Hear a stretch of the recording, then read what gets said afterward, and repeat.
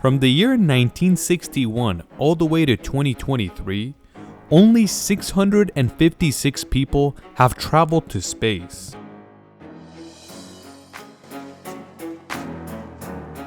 So it's an extremely hard task to do, and it's not made for everybody.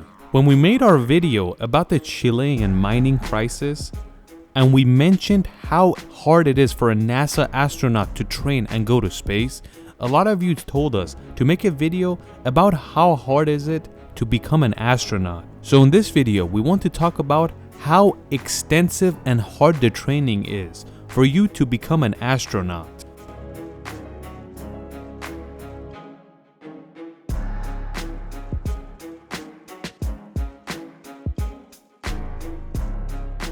When there's a testing to become an astronaut, more than 18,000 people participate. And these 18,000 aren't normal people. They're extremely qualified. Like for example, they're test pilots, engineers, scientists, and they have extremely healthy and athletic bodies.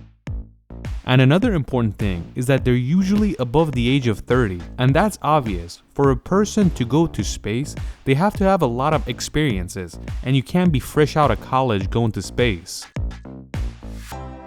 The 18,000 people go through extensive testing and exams, but only 12 of them qualify in the end. Like, look at this man for example.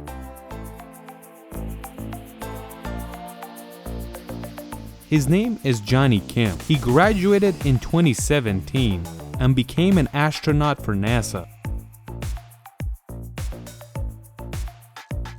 But how did he get here? In the year 2002, after graduating high school, he enters the US Navy. In about 2 years, he becomes a Navy SEAL. If you don't know what that is, it's basically the highest degree of a commando in the US military. Becoming a Navy SEAL by itself is extremely difficult, but he did it in about 2 years, and that just shows you how athletic and how determined he is. After 10 years of the US Navy, he quits and goes to University of San Diego to be exact, and he studies mathematics. After he gets his bachelor's degree in mathematics, he doesn't end it there. He enters Harvard Medical School to become a doctor, one of the hardest schools to get to. After he gets his medical degree, he finally decides to go to NASA, an extremely qualified man with a lot of experience, a mathematician, a doctor, commando, and a very healthy body. When he entered NASA, he was 35 years old, and that's obvious. You can't have someone with this much experience and be 22 years old, and everything he did took a lot of time. But he's an extremely overqualified person. Not all astronauts have to have this much experience. Most astronauts used to be a test pilot. Becoming a test pilot or a pilot in general is extremely difficult. So you're halfway there pretty much. The most important thing that qualifies you because of a test pilot is your strength and your body that's already ready for all that G-force. The degree that's required is a type of engineering, a type of biological science, physical science, computer science, and in the end, a mathematician. Just like we said, your body has to be qualified for something like this, but that's just the beginning. On the side of this, you have to be knowledgeable about the subject you're researching. So you have to have a type of degree in these fields we just mentioned. The ISS is basically a ginormous laboratory, and you have to be somewhat of a scientist if you want to be qualified to work inside this workplace. So this is the reason they need a biological scientist, a physical scientist, a mathematician, or any type of engineer. Like for example, they don't take an economy expert up there because economy doesn't mean anything in the ISS. But let's go about 60 years back in the 1960s, when both the US and the Soviet Union want to send people to space. The interesting part is that the rules that's required for an astronaut to go in space between the US and the Soviet Union are pretty similar. First of all, they only allowed men under the age of 40. You have to be under 5'10". Some may ask why that is. It's because you won't be able to fit in the clothing and you're gonna have a hard time in the space shuttle. So that is the reason you have to be shorter. It's interesting because back then they only required a diploma, but you had to be a test pilot to be qualified. Do you know this man? This is Yuri Gagarin, a Soviet cosmonaut, which was the first astronaut or cosmonaut that went to space. Before he was an astronaut, he was a test pilot.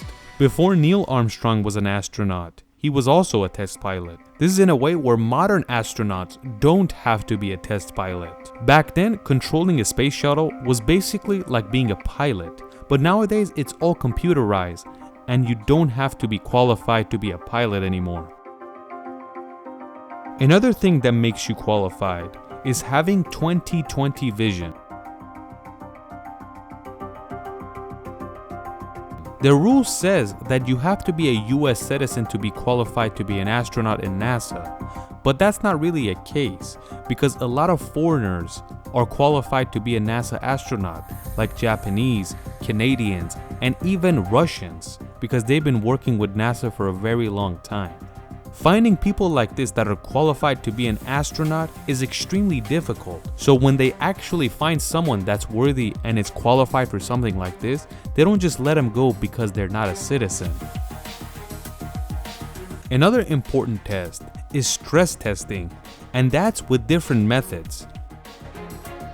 The point of all that stress is to see if you crack under pressure and what it does to your decision making. They basically don't want you to make emotional decisions. When a person enters the testing of a NASA, you basically have to finish all the courses in about 2 years. There are a lot of exams where you have to write it and figure it out, but there are a lot of physical exams as well, and one of the tests is running for a long period of time.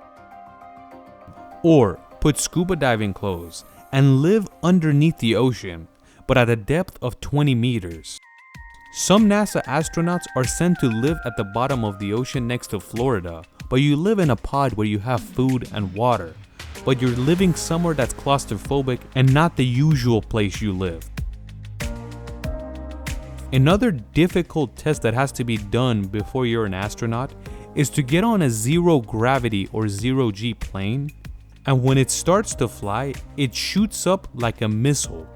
And the reason it does that is to create a zero gravity feel inside the airplane. And this is designed for astronauts to do experiments while there's zero gravity. And that's only for 20 seconds at a time. The point of this is to feel like you're in space. When they reach 32,000 feet, the airplane puts its nose down and goes backwards now.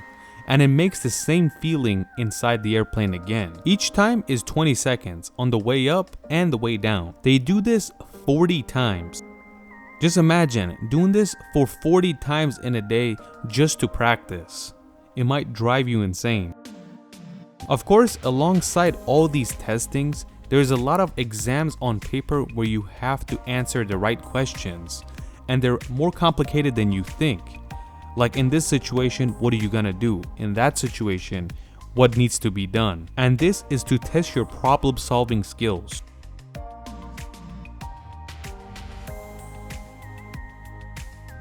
Eventually, after all the people, which is usually 18,000 people that try out, only 12 of them are chosen. But it's not like these 12 people can just go straight onto the rocket and go to space. The job has just started. They have to do even more training and experiments. And most of the experiments and training happen underneath the water. In the pool, this is the only place where you can imitate a low gravity zone and you can get a feeling of space. Astronauts usually train for 8 hours underneath the water. Inside this pool, there's basically an imitation of the ISS, where the astronaut can get familiar with the International Space Station before they actually go there. And when they get there, they know exactly what to do, rather than look around like you don't know where you're at. Just like we said, from the beginning till now, Only 656 people have been to space, and most of these astronauts were Americans and Russians. What do you guys think? Do you think it's worth it for you to dedicate your life to becoming an astronaut?